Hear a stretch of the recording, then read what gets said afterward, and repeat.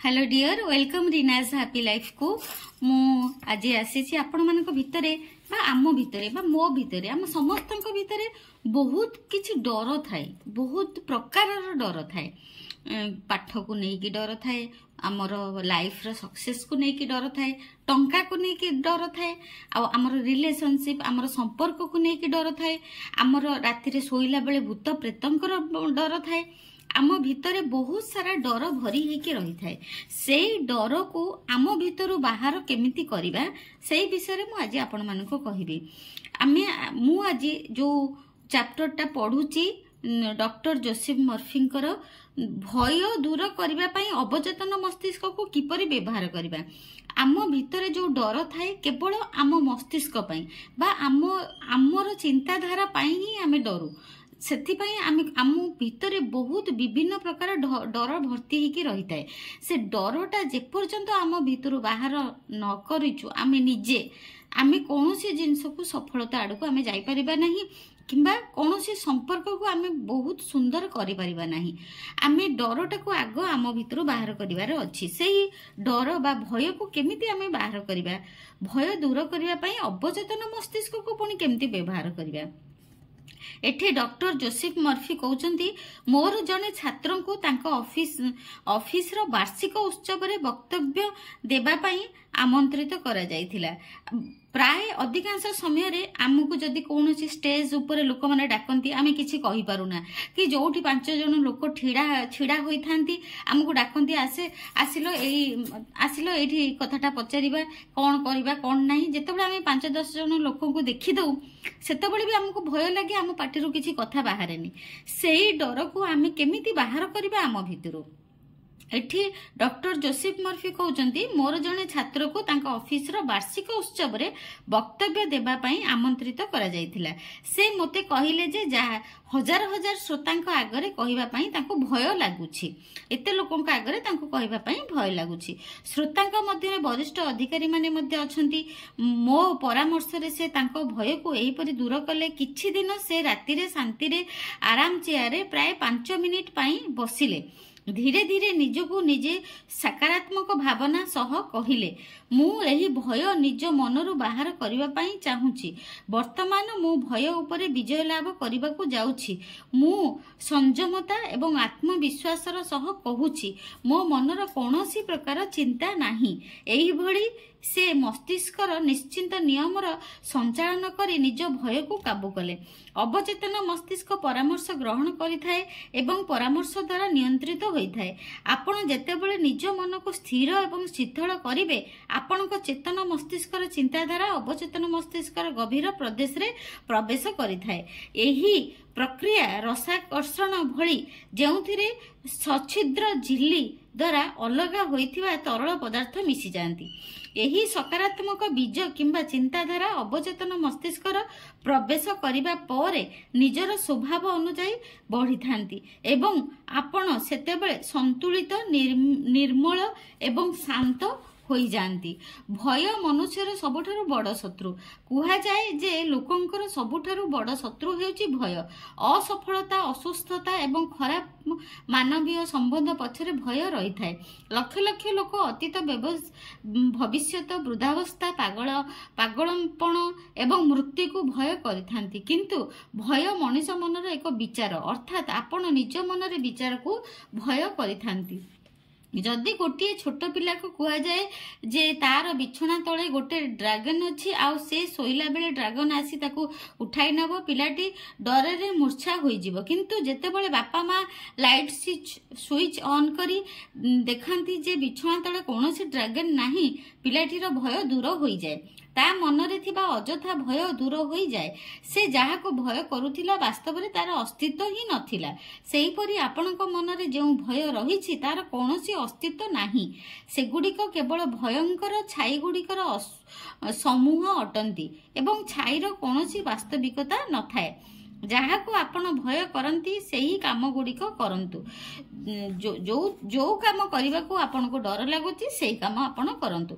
19 शताब्दीर महान दार्शनिक एवं कवि राल्फ ୱାଲ୍ଡୋ ଏମର୍ସନ୍ କହିଛନ୍ତି, ଯାହା କରିବା ପାଇଁ ଆପଣଙ୍କୁ ଡର ଲାଗେ ସେହି କାମ କରନ୍ତୁ, ତାହେଲେ ଡରର ମୃତ୍ୟୁ ହେବା ନିଶ୍ଚିତ। ଦିନ ଥିଲା ଯେତେବେଳେ ମୁଁ ଶ୍ରୋତାଙ୍କ ଆଗରେ ଠିଆ ହୋଇ କିଛି କହିବା ପାଇଁ ଡରୁଥିଲି। ମୁଁ ଯଦି ସେହି ଡରକୁ ପ୍ରଶ୍ରୟ ଦେଇଥାନ୍ତି ତାହେଲେ ଆପଣ ଆଜି ଏହି ବହି ପଢ଼ୁ ନଥାନ୍ତେ। ଅବଚେତନ ମସ୍ତିଷ୍କର କାର୍ଯ୍ୟକାରିତା ବିଷୟରେ ମୁଁ କ'ଣ ଜାଣିଛି ତାହା ମୁଁ ଅନ୍ୟମାନଙ୍କୁ କହିପାରି ନଥାନ୍ତି। ଭୟ ଉପରେ ବିଜୟ ପ୍ରାପ୍ତ କରିବା ପାଇଁ ମୋତେ ଶ୍ରୋତାଙ୍କ ଆଗରେ ଠିଆ ହେବାର ଥିଲା। ଏମର୍ସନଙ୍କ ଉପଦେଶ ମାନି ମୁଁ ମୋର ଭୟ ଦୂର କରିପାରିଲି। ମନ ଭିତରେ ଡରରେ ଥରୁଥିଲେ ମଧ୍ୟ ମୁଁ ଶ୍ରୋତାଙ୍କ ସାମ୍ନାକୁ ଗଲି ଏବଂ ମୋର ବକ୍ତବ୍ୟ ଉପସ୍ଥାପନ କଲି। ଧୀରେ ଧୀରେ ମୋର ମନରୁ ଡର ବାହାରିଗଲା। ମୋତେ ଯାହା କରିବାକୁ ଡର ଲାଗୁଥିଲା ମୁଁ ସେଇଆ କଲି। ଡରର ମୃତ୍ୟୁ ନିଶ୍ଚିତ ଥିଲା।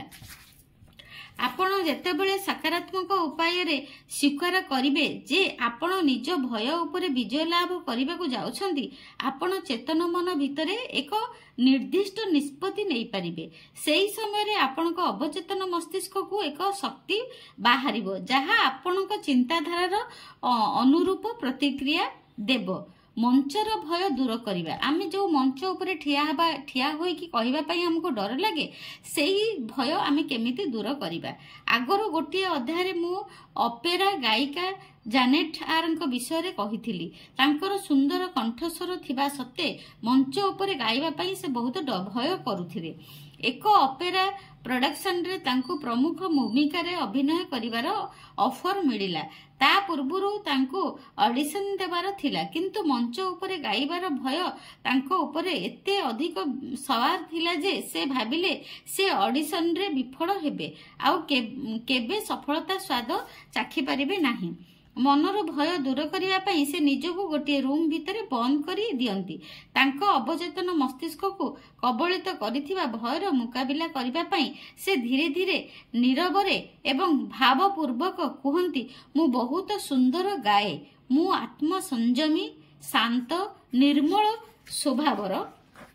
ସେ ଦିନକୁ 5 ରୁ 10 ଥର ଏହି ବାକ୍ୟକୁ ଦୋହରାନ୍ତି। ସପ୍ତାହ ଶେଷ ବେଳକୁ ଅଡିସନ ସମୟରେ ତାଙ୍କ ଆତ୍ମବିଶ୍ୱାସ ଯଥେଷ୍ଟ ବଢି ଯାଇଥିଲା। ସ୍ଥିର ଏବଂ ଶାନ୍ତ ଚିତ୍ତରେ ସେ ଅଡିସନରେ ଚମତ୍କାର ପ୍ରଦର୍ଶନ କଲେ।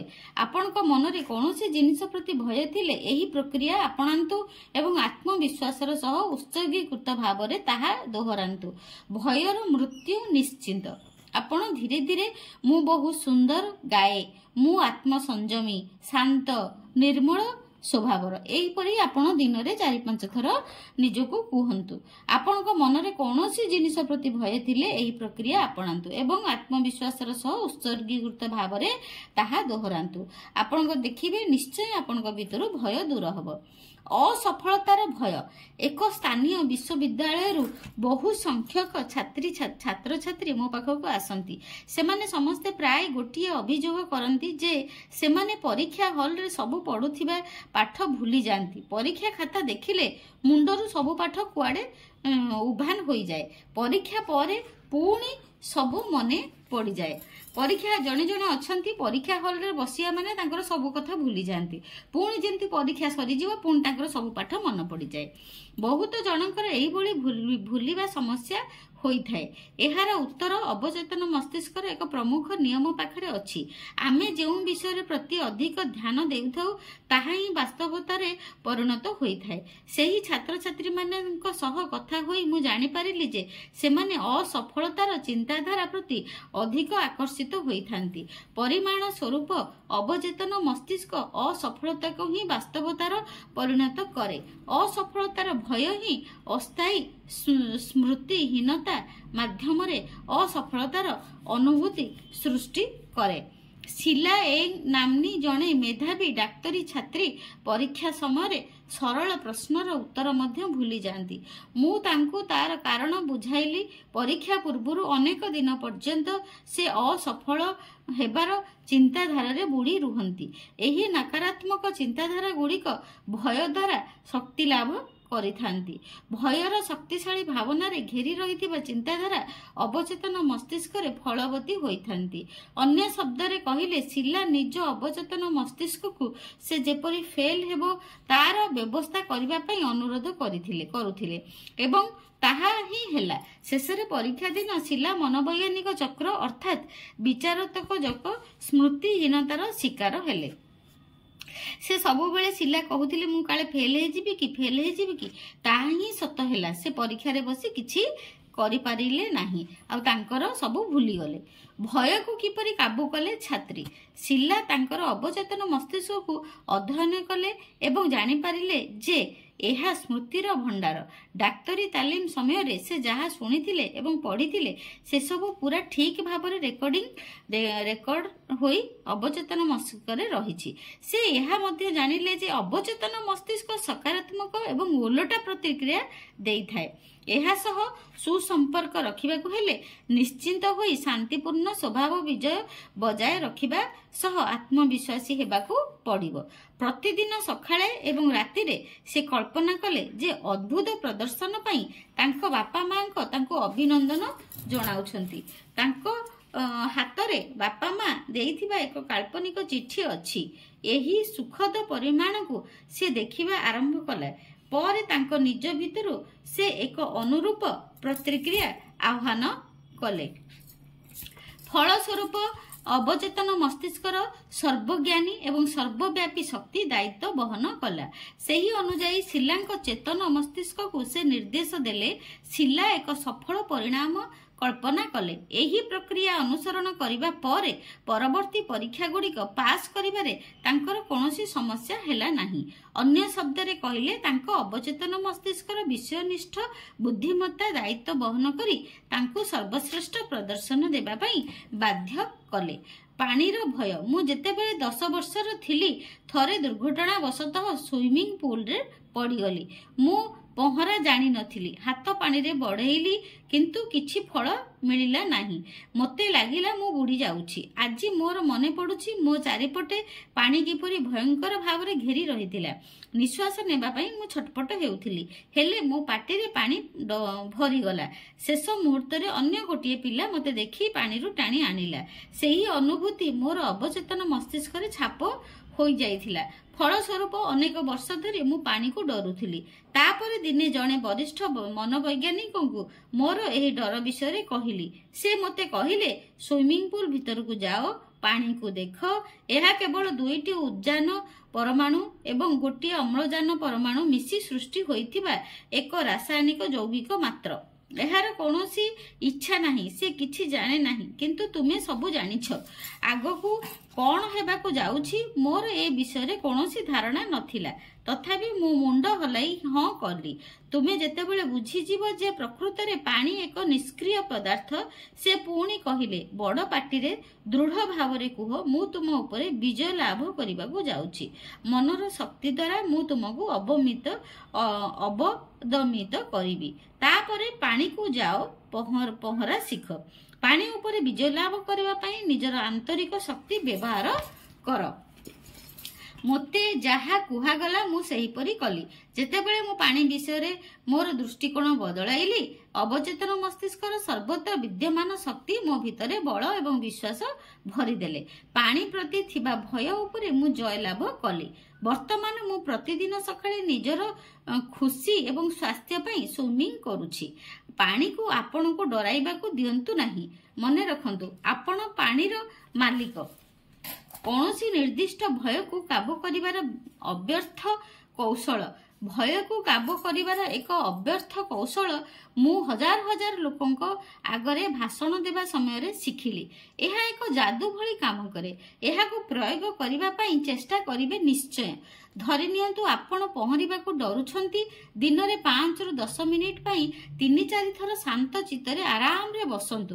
କଳ୍ପନା କରନ୍ତୁ ଯେ ଆପଣ ପହଁରୁଛନ୍ତି। ମାନସିକ ସ୍ତରରେ ଆପଣ ପାଣିରେ ଅଛନ୍ତି ବୋଲି ଭାବୁଛନ୍ତି। ପାଣି ଥଣ୍ଡା ଥିବାର ଆପଣ ଅନୁଭବ କରିପାରୁଛନ୍ତି। ହାତ ଗୋଡ଼ ହଲାଉଛନ୍ତି। ଏହା ଜୀବନ୍ତ, ବାସ୍ତବିକ ଏବଂ ମନର ଏକ ସୁଖଦ କ୍ରିୟା ଅଟେ। ଏହା ନିଷ୍କ୍ରିୟ ଦିବା ସ୍ୱପ୍ନ ନୁହେଁ। ଆପଣ ଜାଣିଛନ୍ତି ଯେ ଆପଣ ଏହା ନିଜର କଳ୍ପନାରେ ଅନୁଭବ କରୁଛନ୍ତି। ଆପଣଙ୍କ ଅବଚେତନ ମସ୍ତିଷ୍କରେ ଏହା ବିକଶିତ ହେବ। ତାପରେ ଆପଣଙ୍କ ମନର ଗଭୀରତାରେ ଛାପି ହୋଇଥିବା ଛବିକୁ ଦେଖାଇବା ପାଇଁ ଅବଚେତନ ବାଧ୍ୟ ହେବ। ଏହା ହିଁ ଅବଚେତନର ନିୟମ ଅଟେ। ଅନ୍ୟ ଭୟଗୁଡ଼ିକ ପାଇଁ ମଧ୍ୟ ଆପଣ ଏହି କୌଶଳ ଆପଣାଇ ପାରିବେ। ଯଦି ଆପଣ ଉଚ୍ଚ ସ୍ଥାନକୁ ଯିବା ପାଇଁ ଡରୁଛନ୍ତି, କଳ୍ପନା କରନ୍ତୁ ଯେ ଆପଣ ପାହାଡ଼ ଚଢ଼ୁଛନ୍ତି। ବାସ୍ତବିକତା ଭଳି ଏହାକୁ ଅନୁଭବ କରନ୍ତୁ। ପ୍ରାକୃତିକ ଦୃଶ୍ୟର ଆନନ୍ଦ ନିଅନ୍ତୁ, କାରଣ ଆପଣ ଜାଣିଛନ୍ତି ଯେ ଯଦି ଆପଣ ଏହାକୁ ଆପଣଙ୍କ ମନ ଭିତରେ ବାରମ୍ବାର କରିବେ, ତେବେ ଅବଚେତନ ଏହାକୁ ନିଶ୍ଚିତ ଭାବରେ ବାସ୍ତବତାରେ ପରିଣତ କରିବ। କର୍ପୋରେସନ ଅଫିସର ଲିଫ୍ଟକୁ ଆଶୀର୍ବାଦ କଲେ। ଜୋନାଥନ ଏମ୍ ଗୋଟିଏ ବଡ଼ କର୍ପୋରେସନର ଅଫିସର ଥିଲେ। ଅନେକ ବର୍ଷ ଧରି ସେ ଲିଫ୍ଟରେ ଯିବା ପାଇଁ ଡରୁଥିଲେ। ଲିଫ୍ଟରେ ଚଢ଼ିବାକୁ ଏଡ଼ାଇବା ପାଇଁ ସେ ପ୍ରତିଦିନ 7 ମହଲା ଉପରେ ତାଙ୍କ ଅଫିସକୁ ପାହାଚ ଚଢ଼ି ଯାଉଥିଲେ। ଉପର ମହଲାରେ ଥିବା ଅନ୍ୟ କମ୍ପାନୀର ଅଧିକାରୀମାନଙ୍କ ସହ ମିଟିଂରେ ଥିଲେ। ଜୋନାଥନ ସେମାନଙ୍କୁ କିଛି ବାହାନା କରି ନିଜ ଅଫିସକୁ ଡାକୁଥିଲେ କିମ୍ବା ଅନ୍ୟ କୌଣସି ରେଷ୍ଟୁରାଣ୍ଟ ଭେଟିବାର ଯୋଜନା କରୁଥିଲେ।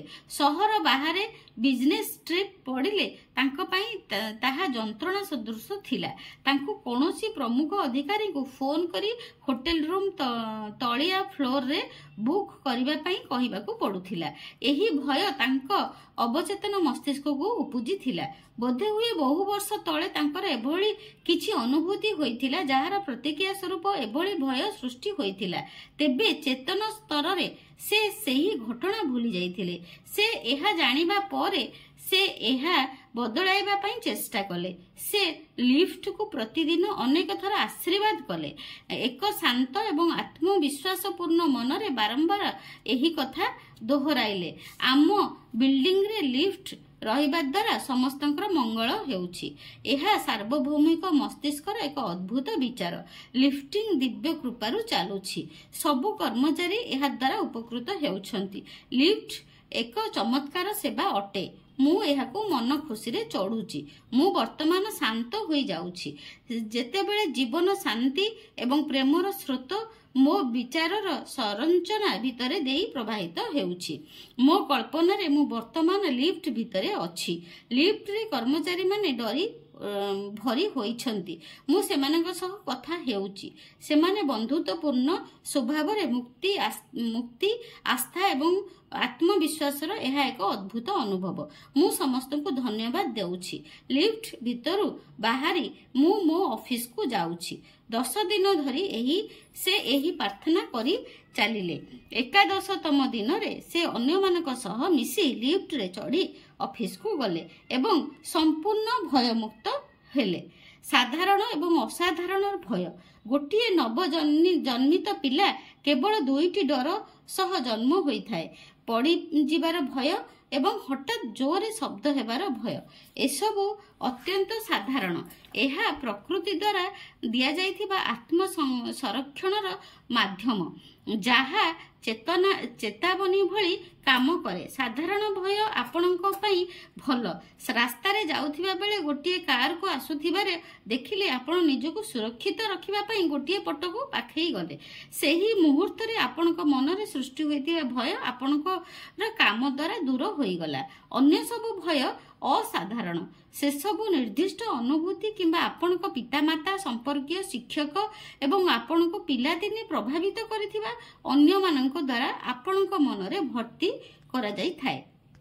ଅସାଧାରଣ ଭୟ ପୁଣି କ'ଣ? ଅସାଧାରଣ ଭୟ ଯେତେବେଳେ ସୃଷ୍ଟି ହୁଏ ସେତେବେଳେ ବ୍ୟକ୍ତି ନିଜ କଳ୍ପନା ଶକ୍ତିକୁ ସମ୍ପୂର୍ଣ୍ଣ ମୁକ୍ତ କରିଦିଅନ୍ତି। ମୁଁ ଜଣେ ମହିଳାଙ୍କୁ ଜାଣିଥିଲି ଯାହାକୁ ଉଡ଼ାଜାହାଜରେ ବିଶ୍ୱ ଭ୍ରମଣରେ ଆମନ୍ତ୍ରଣ ମିଳିଥିଲା। ତାପରେ ମହିଳା ଜଣକ ବିମାନ ଦୁର୍ଘଟଣାରେ ଖବର ସବୁ ଖବରକାଗଜରୁ କାଟି ରଖିବା ଆରମ୍ଭ କଲେ। ବିଶ୍ୱର ସବୁଠାରୁ ଭୟଙ୍କର ବିମାନ ଦୁର୍ଘଟଣାର ଭିଡିଓ ଟେପ୍ ମଧ୍ୟ ଅର୍ଡର କଲେ। କଳ୍ପନା କଲେ जे से तळकु खसी पड़ी समुद्र भितरे बुड़ी जाउछंती। एहा असाधारण भय। से जदि एही भली कल्पना करिबा जारी रखी थांते से जहाको सबुठारु अधिक भय करुथिले ताहा सत ताहा ही घटी जाई थांता। असाधारण भयर अन्य एक उदाहरण न्यूयॉर्क रो जणे व्यवसाय रे सफलता एवं समृद्धि रे शीर्ष रे थिले। तांको निज मनरे से एक काल्पनिक चलचित्र निर्माण कले जहार डायरेक्टर थिले से निजे। सेथिरे से देखुथिले जे तांको कंपनी देबालिया होई जाईछि एवं से सब किछि हराई सारिछंती। एही चलचित्र को से मन भितरे जेते अधिक देखिले सेते अधिक अवसादग्रस्त हेबाकू लागिले। तथापि से सेही दुर्भाग्यजनक काल्पनिक चलचित्र को देखिबा बंद कले नाही, बरं निज स्त्री को कहि चलिले भल दिन सबु बेले पई रहिबो नाही। मांदावस्था खूब शीघ्र आसीबो। मु भल भाबरे जानिछि जे आमे देबालिया होई जिबा। किछि दिन परे तांको स्त्री तांको कहिले जे से देबालिया होई गले। जहा सब से भय करुथिले शेषरे ताहा ही घटिला। जे जेउ सबु जिनिस को भय करुथिले प्रकृत रे से सबु नथिला, किंतु व्यवसाय जनक लगातार से सबु प्रति भय करी विश्वास करी एवं आर्थिक अनाटन रे कल्पना करी समस्त प्रकार दुर्भाग्य को वास्तवता रे परिणत कले। जेपरि कि जॉब करिचंती मु जहा सबु भय करुथिली से सबु मो जीवन रे ही घटिगला। पृथ्वी रे एभली लोक भरी रहिछंती जो माने भाबंती जे सेमानंक पिलांकर किछि अनिष्ट हेबो। आउ किछि लोक भाबंती आगो को भयंकर विपद आसुछि। जेतेबेले मध्ये कोनोसी महामारी विषय रे सेमाने पढंती भाबंती सेही रोग आमको मध्ये होई जिवो। किछि लोक एही परि कल्पना मध्ये करंती जे सेही रोग तांको होई सारिलाणी। एसबु हेउछि असाधारण भय। असाधारण भयर उत्तर जदि कौनसी असाधारण भय आपनक मनरे घर करि जाई थाए आपण मानसिक स्तर रे तार विपरीत चिंता करंतु। अत्यधिक भयभीत होई रहिले आपण स्थाणु पालटि जिवे एवं शारीरिक विकास ह्रास पाइबो। जेतेबेले भय सृष्टि हुए अवचेतन मस्तिष्कर गोटिए मौलिक नियम हेउची भय ठीक परे तार विपरीत काम करिवार इच्छा होई थाए। निजर ध्यान भय रे तुरंत परे करिबाको इच्छा हेउथिबा कामरे केंद्रित करंतु। सेथिरे ही मन दियंतु एवं व्यस्त रुहंतु। आपण जानंती जे वस्तुनिष्ठ सबुबेले लक्ष्यर ओलटा परिणाम देई थाए। एही दृष्टिकोण आपणक भितरे आत्मविश्वास भरी देबो एवं उत्साह बढ़ाइबो। आपणक अवचेतन मस्तिष्कर अनंत बुद्धिमत्ता आपणक तरफरु गतिशील होई थाए। एहा केबे विफल हुए नाही। परिणाम स्वरूप आपणक शांति और आश्वासना मिलिबो। निज भयर आकलन करंतु। एक बहुराष्ट्रीय कंपनी अध्यक्ष मते कहिले जे से प्रारंभिक समय रे जेतेबेले सेल्समैन थिले तांकु जेउ ग्राहकंक पाखकु जिबार थाए से तांको ब्लॉक चारि पाखरे 5-6 थर बुलंती। दिने तांको सुपरवाइजर तांको कहिले कबाट से पाखरे थिबा दैत्य को डरिबा दरकार नाही। सेठी केही दैत्य नाहांती, तुमे मिथ्या विश्वासर शिकार मात्र। सुपरवाइजर पुणी कहिले जे सेतेबेले से निजर भय को देखिबे, तार सामना करिबा उचित, ता आगे ठिया होई आखिरे आखि मिसाई देखिबा उचित। एहा द्वारा भय उभान होई जिवो। अमेरिकीय सेना कर्मचारी को जंगलरू बाहरी पारिले। जने पूर्वतन अमेरिकीय सेना कर्मचारी जॉन एन मते कहिले जे द्वितीय विश्वयुद्ध समय रे से जेउ विमान रे थिले ताहा क्षतिग्रस्त होई पड़िथिला। से पाराशूट रे ओलाई न्यू गिनियार पहाड़ घेरा जंगल रे पहुंची गले। जदियो से भयभीत होई पड़िथिले से जानिथिले जे भय दुई प्रकार होई थाए, साधारण एवं असाधारण। असाधारण भय तांको नियंत्रण करिबाकू एवं आतंकित करिबाकू चेष्टा करुथिला। भयर तुरंत किछि गोटिया समाधान से चाहुथिले। से निजकू निजे कथा हेबा पई आरंभ कले। जॉन तुमे भय आगरे हार मानि पारिबो नाही। निरापत्ता एवं विपदरू बाहरिबार इच्छा हेउची तुमर भय। गोटिए छोट परिष्कार जगार मझिरे से ठिया हेले निज मन को शांत करी गभीर निश्वास प्रश्वास नेले। एहा द्वारा भयर प्रथम लक्षण को से ठेली बाहर करदेले। धीरे धीरे तांको आराम लागिला। से निजको निजे कहिले अनंत बुद्धिमता जहा ग्रह मानक सेमानक गतिपथरे चलाइबारे मार्गदर्शन करुछि सेही असीम शक्ति वर्तमान मते एही घन जंगलरु सुरक्षित भावरे बाहर को बाहरिबार रास्ता देखाइबो। से एही वाक्यटी को प्राय 10 मिनिट पर्यंत बड़ पाटिरे दोहराइले। हठात जॉन मते कहले मो भितरे किछि आरंभ हेबाकू लागिला। एहा आत्मविश्वासर अनुभव थिला। मु गोटिए आडकू सते जेमिति टाणी होई गली। सेठारे आगकू मते रास्ता देखा गला। मु सेही रास्ता रे चलिबा आरंभ कली। 2 दिन पर चमत्कार भली मु गोटिए छोट गाँव रे पहुंचली जेउठी लोक माने अत्यंत बंधुत्वपूर्ण स्वभाव रे थिले। सेमाने मते खाइबाकू देले। तापर जंगलरु बाहर करी मुख्य रास्ता पर्यंत आनिले जेउठार उद्धारकारी विमान मते उठाई आनिला। जॉनकर परिवर्तित मानसिक स्थिति तांको रक्षा कला। वस्तुनिष्ठ ज्ञान एवं शक्ति उपरे तांकर विश्वास तांको समस्यार समाधान बताइला। पुणी जॉन कहले जदि मु मो भाग्य को दोष देइथांती एवं भय को प्रश्रय देइथांती मो उपरे भय विजय प्राप्त करिथांता। भय एवं भोक उपास रे मोर मृत्यु ही होई जाइथांता। वरिष्ठ अधिकारी निजको बरखास्त कले। राफेल एस एक प्रमुख अनुष्ठान कार्य निर्वाही अधिकारी थिले। से मो आगरे स्वीकार कले जे प्राय 3 वर्ष धरी से निज पदवी हराइबार डर बिताई देले।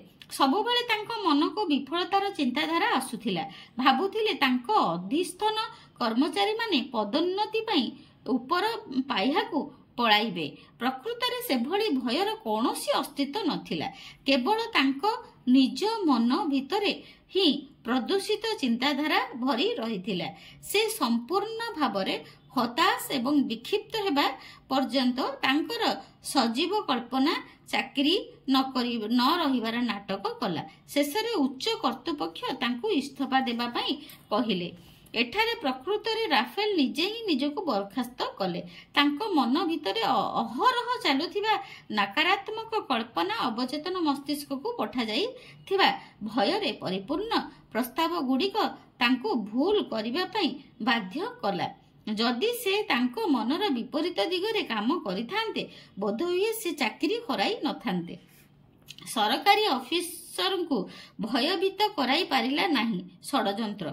अध्यापना पाई विश्व भ्रमण समय गोटे देशर जड़े प्रमुख सरकारी अधिकारी को मु भेटिली। मु देखिली तांको भितरे आंतरिक शांति एवं शुद्धता भरी रहिछि। से कहिले तांको सबुबेले विरोधी दल को समर्थन करुथिबा खबर कागजर कटु समालोचनार शिकार हेबाकू पड़े। किंतु से केबे ए सबको तांको मानसिक शांति भंग करबाकू देई नाहांती। प्रतिदिन सकाळे से 15 मिनिट पाई स्थिर होई बसंती एवं अनुभव करंती जे तांको भितरे परम शांतिर गभीर शांत महासागर रहिछि। तांको मतरे एभली ध्यान करी से अद्भुत शक्ति हासिल करंती एवं सबु प्रकार बाधा विघ्न को सहजरे अतिक्रम करि पारंती।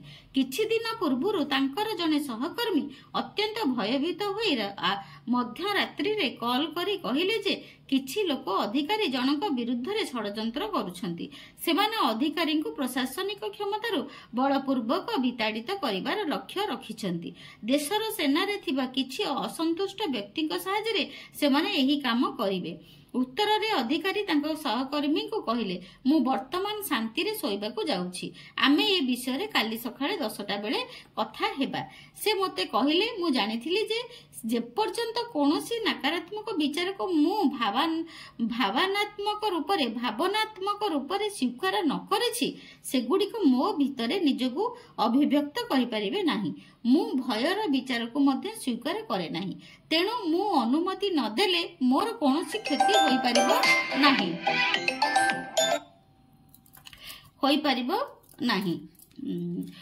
उत्तर रे अधिकारी तांको सहकर्मी कहले मु वर्तमान शांति रे सोइबाकू जाउछि।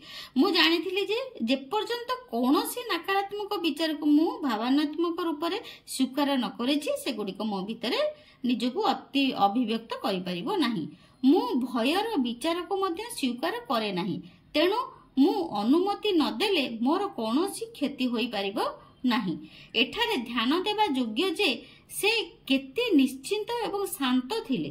ସେ ଜୋଶରେ ଆସି ହଠାତ୍ କିଛି ପଦକ୍ଷେପ ନେଲେ ନାହିଁ, ମୁଣ୍ଡରେ ହାତ ଦେଲେ ଚିନ୍ତିତ ମୁଦ୍ରାରେ ବସି ପଡ଼ିଲେ ନାହିଁ, କି ଅଧୈର୍ଯ୍ୟ ହୋଇ ହାତ ମୁଠା ମୁଠା କରି ଇତସ୍ତତ ହୋଇ ପଦାଚରଣ କଲେ ନାହିଁ। ତାଙ୍କ ମନରେ ଗଭୀର ପ୍ରଦେଶରେ ଥିଲା ଆନ୍ତରିକ ଶାନ୍ତି ଏବଂ ସ୍ଥିରତା। ନିଜକୁ ସବୁ ପ୍ରକାର ଭୟରୁ ମୁକ୍ତ କରନ୍ତୁ। ଭୟକୁ ଦୂର କରିବା ପାଇଁ ବାଇବେଲରେ ଗୋଟିଏ ବଢିଆ ଫର୍ମୁଲା ଅଛି। ମୁଁ ଈଶ୍ୱରଙ୍କୁ ଡାକିଲି, ସେ ମୋ ପ୍ରାର୍ଥନା ଶୁଣିଲେ ଏବଂ ମୋତେ ସବୁ ପ୍ରକାର ଭୟରୁ ମୁକ୍ତ କଲେ।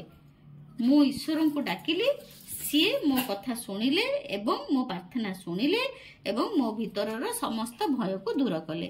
ଲର୍ଡ ଏକ ପ୍ରାଚୀନ ଶବ୍ଦ ଅଟେ ଯାହା ଅର୍ଥ ହେଉଛି ନିୟମ। ଆପଣଙ୍କ ଅବଚେତନ ମନର ଶକ୍ତି, ଅବଚେତନର ଚମତ୍କାରୀ ଶକ୍ତି ବିଷୟରେ ଜାଣନ୍ତୁ। ତାହା କିପରି କାମ କରୁଛି ବୁଝନ୍ତୁ। ଏହି ଅଧ୍ୟାୟରେ ଆପଣଙ୍କୁ କୁହାଯାଇଥିବା କୌଶଳ ଗୁଡ଼ିକ ଶିଖନ୍ତୁ। ଆଜି ଏବଂ ବର୍ତ୍ତମାନ ହିଁ ସେଗୁଡ଼ିକ ପ୍ରୟୋଗ କରନ୍ତୁ।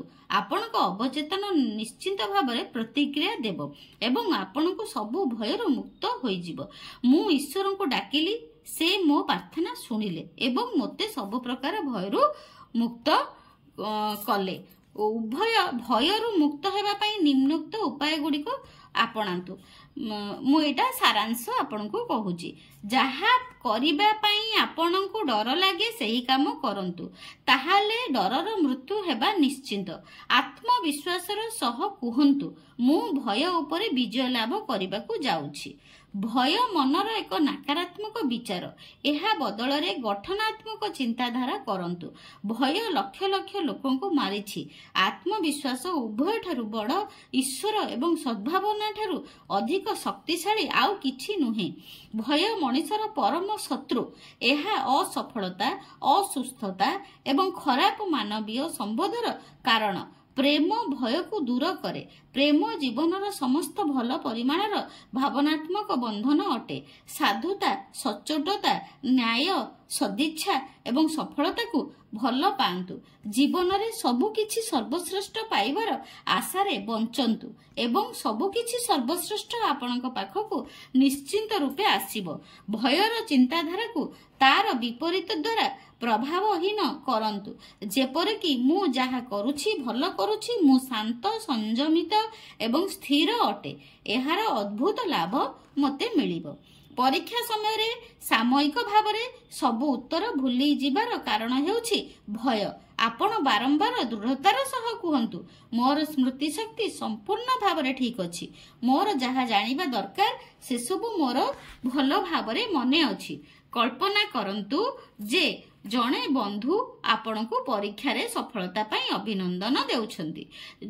ଲଗାତାର ସେହି ବିଷୟରେ ଚିନ୍ତା କଲେ ଆପଣ ନିଶ୍ଚୟ ସଫଳ ହେବେ। ଯଦି ଆପଣ ପାଣିରେ ପହଁରିବାକୁ ଭୟ କରୁଛନ୍ତି, କଳ୍ପନା କରନ୍ତୁ ଯେ ଆପଣ ପାଣିରେ ପଶିଛନ୍ତି, ପାଣିର ଶୀତଳତା ଅନୁଭବ କରୁଛନ୍ତି। ହାତ ଗୋଡ଼ ହଲାନ୍ତୁ, ସତେ ଯେମିତି ଆପଣ ପହଁରୁଛନ୍ତି। ସେସବୁର ଜୀବନ୍ତ କଳ୍ପନା କରନ୍ତୁ। ବସ୍ତୁନିଷ୍ଠ ଭାବରେ ଆପଣ ଏପରି କଲେ ପାଣିର ଭୟ ଆପଣଙ୍କ ମନରୁ ନିଶ୍ଚିତ ଭାବରେ ଦୂରେଇ ଯିବ। ଏହା ହିଁ ମସ୍ତିଷ୍କର ନିୟମ।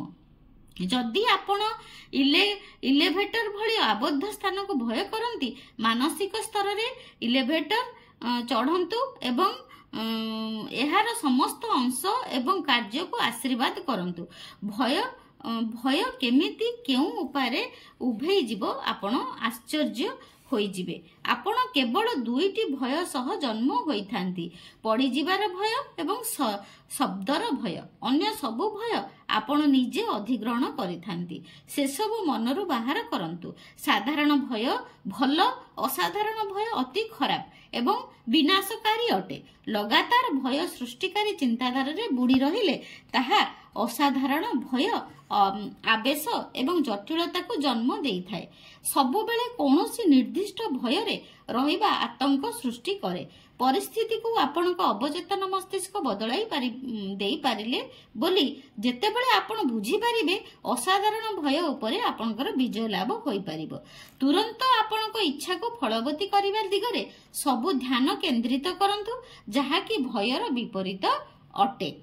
जदि आपण विफलता को भय करती सफलता प्रति ध्यान दियंतु, असुस्थता प्रति भय करुथिले उत्तम स्वास्थ्य प्रति ध्यान केंद्रित करंतु, जदि दुर्घटना को डरुछंती ईश्वरक मार्गदर्शन एवं सुरक्षा उपरे विश्वास करंतु, आ मृत्यु को जदि भय करुथांती अनंत जीवन कामना करंतु। ईश्वर ही जीवन एवं आपण को